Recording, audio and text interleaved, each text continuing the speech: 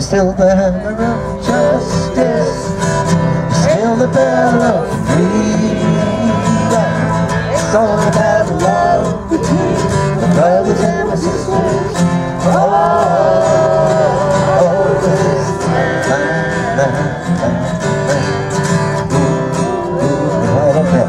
if I had a bell, I'd ring it in the morning. I'd ring it in the morning. I'd ring it in the evening. All over this land. I'd ring out danger. I'd ring out warning. I'd ring out love between my brothers and my sisters. All over this land.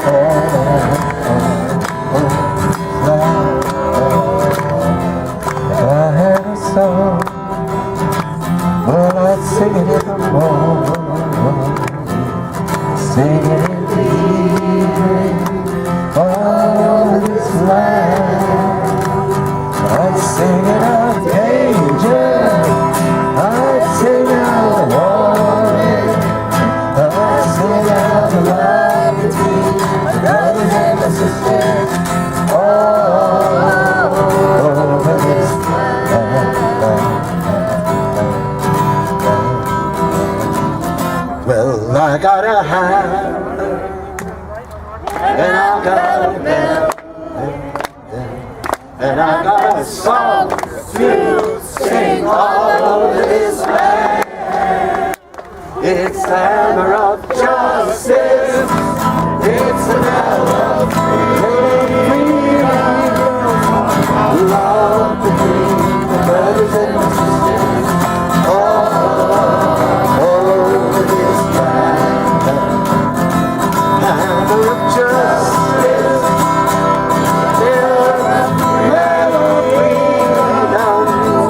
Love between the brothers and the sisters.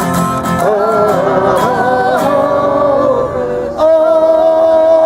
over this land.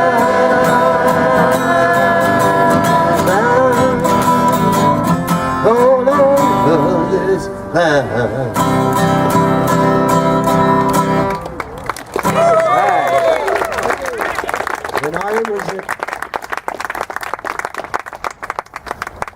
When I was at the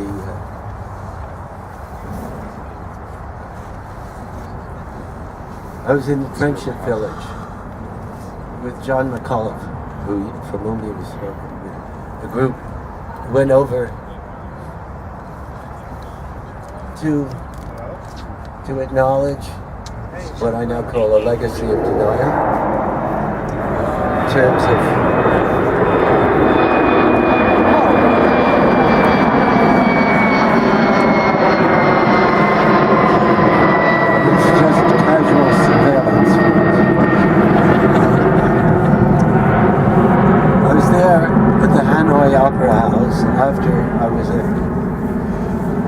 after I was at Friendship Village, which had, must have been about 125 children who had the most terrible congenital deformities. I'm talking about thalidomide-like deformities. And from epidemiological evidence, we knew that 50% of them, or more, were caused by Agent Orange, because dioxin, though you can't know for sure after 8 years because it's no longer in the blood, dioxin gets into the genetic system and is passed on. And you have second and third and fourth generation disabilities created by this. And I was singing to these kids. And, you know, it's scary in the beginning, but then you hold one of them in your arms, and it's just a beautiful child. It's very different. And your heart breaks because this one doesn't have legs beyond the stump, and this one, his eyes are popping out, and you can't even believe what it is. So when I got to the Hanoi Opera House, it was a full house, and it was just like the Paris Opera House, because it was built during the occupation by the French, but about 3/4 size. Half of the people were expats, and the other half were the Vietnamese. And they were filming it, because it was unusual. And I got to the place where I was to sing Blowing in the Wind, and I realized, I can't sing this song. I cannot sing this song until I tell what's in my heart. I said, I can't sing this song. I was at Friendship Village today, and I saw these children. And I described what I saw and how I felt about it, and I said, not until I can't sing this song, Blowing in the Wind, I can't sing it until I say that I am one American, I don't speak for other Americans, who takes it upon myself to say, we America did a horrible thing. Well, I had been told, don't say that, because a lot of them say, no, we won the war. We don't want your apologies, just let us live. We had 1,000 years of Chinese dominance. We had 100 years of French dominance. The United States had its way with us for 30 years, whatever. No. I didn't care. I just had to say the words. And I said, and I will not, and I am horrified by what we did. And being horrified is only the beginning, because I have to do what I can to make amends. And all of a sudden I could sing the song. And I'm in the middle of making this film that I went back, and it's called Legacy of Denial.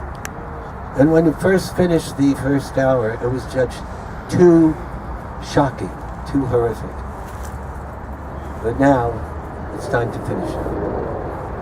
But when the news got out that I had said, as an American, we did a horrible thing, it went all over Southeast Asia. And when it got to the Associated Press, I started getting emails telling me to do obscene things with various parts of my body. And I realized I'd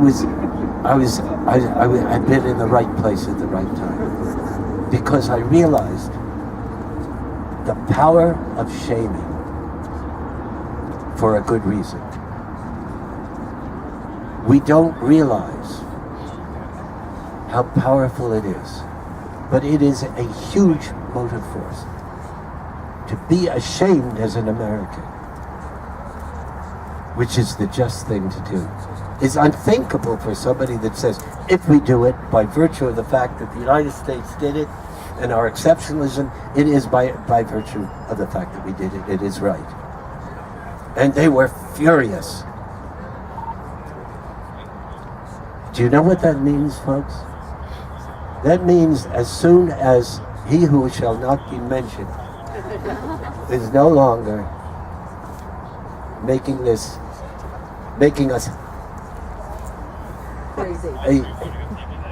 a nation that is tribalized, like Shiites and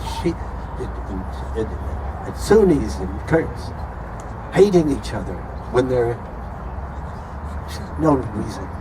We could disagree, don't have to hate each other, but if we hate each other, it's the same dynamic as it was in pre-Nazi Germany. And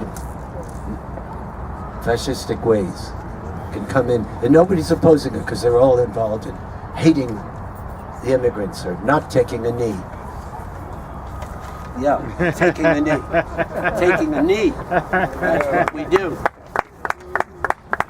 So, I want to go with a group of people like this. real people. I want to go to find some people who can be spoken to, who are in Guantanamo. As people, I'd say, America will not do it, but we will, and we are Americans. We are sorry. Here, please, take our heartfelt, deep, deep apologies. Let us do what we can to right this wrong. Let us go to the people in Iraq, where they had uranium-tipped bullets, completely on a fallacious premise that they were doing. Let us go. In Vietnam, let us go together, and the people will hate us for telling the truth. They will hate us for saying the truth. And the truth is beautiful. It's called reconciliation. It's called forgiveness. But the truth must precede it. And that will set this country free. And that is a process we will go through. So now, remembering that moment at the Hanoi Opera House, how many roads must a man walk down before they call him a man? How many seas must a white dove sail?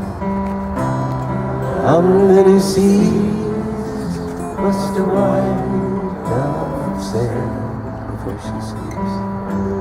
before she sleeps in the sand? How many times must the cannon balls before they're forever banned?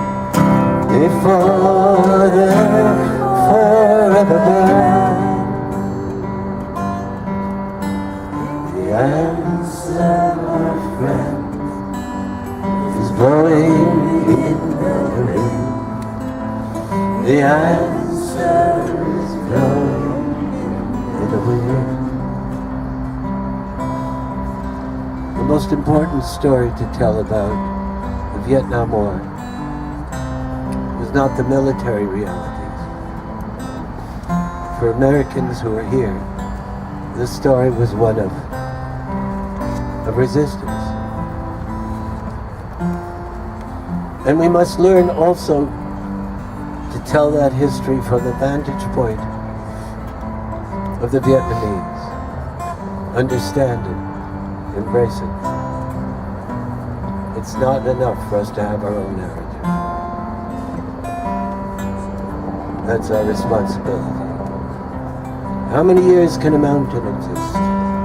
How many years can a mountain exist before it is washed to the sea? How many years can some people exist? How many years can some people exist before they're allowed to be free?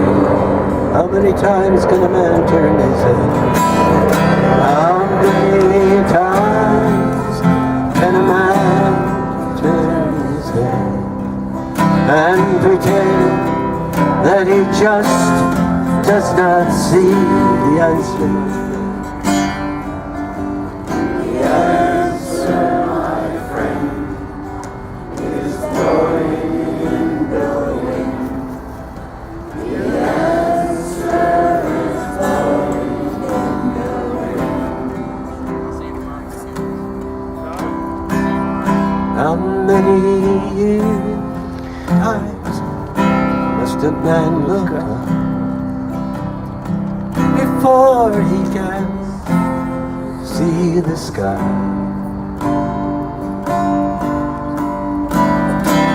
How many years must one man have before he can hear?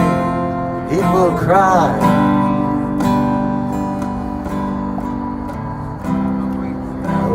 death will it take till he knows that too many people have died? The answer is blowing in the wind. The answer is blowing in the wind. It's within us. It's all around us. It's in our hearts. The answer, my friends, is blowing in the wind. The answer